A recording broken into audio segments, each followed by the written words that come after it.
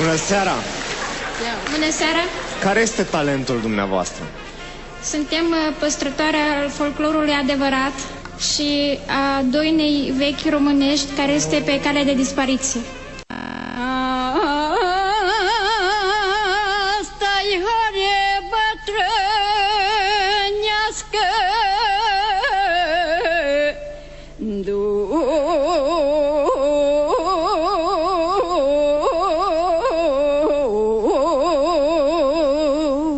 nu-i copilă să horească și îngruma să o învârtească.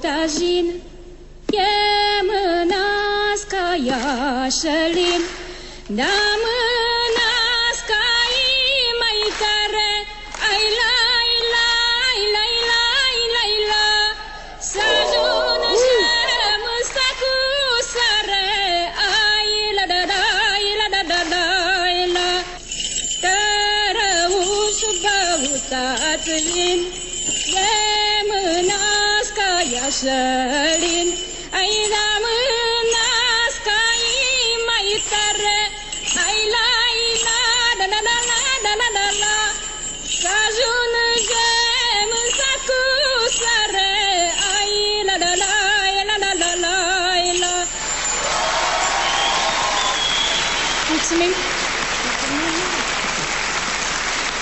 Dragile noastre, ne bucurăm foarte mult că ne-ați arătat acest obicei de nuntă, cred că este unul dintre cele mai frumoase.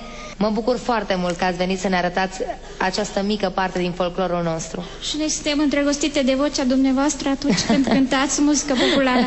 Mulțumesc din suflet, mulțumesc! Eu zic că în epoca asta în care totul înseamnă megabits, Wi-Fi, electro,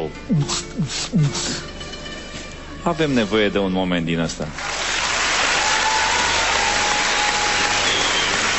Vocea voastră sună cu adevărat special, adică nu mi-a fost dat să aud până acum asemenea interpretare.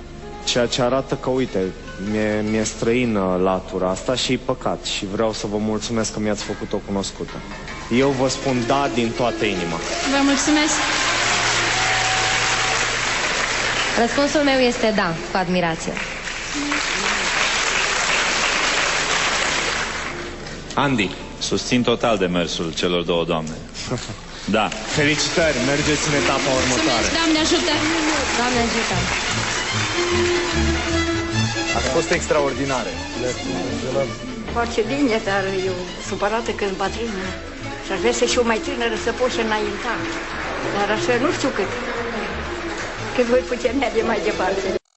Revenim în culise, ne scuturăm o țâră și ca în basmele din popor ne întâlnim cu o măicuță bătrână și a ei fiică bună. Bună seara! Bună seara! Ați venit pe la noi. Da, am venit să văd și orașul. Și să luați marele premiu. Mă numesc Zenuța Purja, din județul Bistrița Năsăud.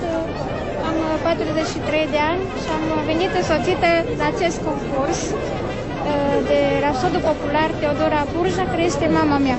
Am venit aici pentru ca să cânt o doină bătrânească, ca să nu uite tineretul de-amu, că cum am fost noi bătrâni, cum am horit eu la sărsele, la sapă și eu nu vreau să le urc, că mi-e drag să le au deja alții.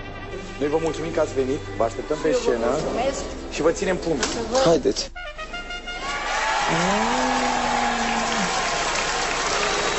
Bună seara! Bună seara! Care este talentul dumneavoastră? Suntem păstrătoare al folclorului adevărat și a doinei vechi românești care este pe cale de dispariție. No, asta e foarte bine. Avem nevoie de așa ceva. E foarte bine că se păstrează, sper că nu e foarte bine că e doina pe cale de dispariție. Da, că se păstrează. E foarte, foarte bine ceea ce faceți. Și am să vă rog, înainte să trecem mai departe, să ne spuneți puțin Ce este cu costumele?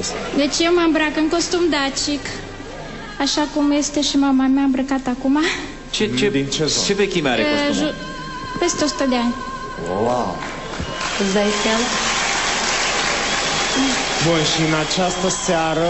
În această seară am venit cu un fragment din Obicei de nuntă și cu horile vechi cu noduri. Horea cu noduri este un stil de interpretare foarte vechi, vine de pe vremea iobăgiei, când biciul asupritorului cădeau iobagilor pe spate, iobagii nu igneau, ci cântau și durerea în cântec se transforma în noduri. Am văzut că acest stil se pierde și de când am început să cânt, am urmărit întotdeauna să aduc în atenție acest folclor vechi, străvechi, care a intrat anul acesta în patrimoniul UNESCO. Este o valoare a românilor și este păcat să se piardă.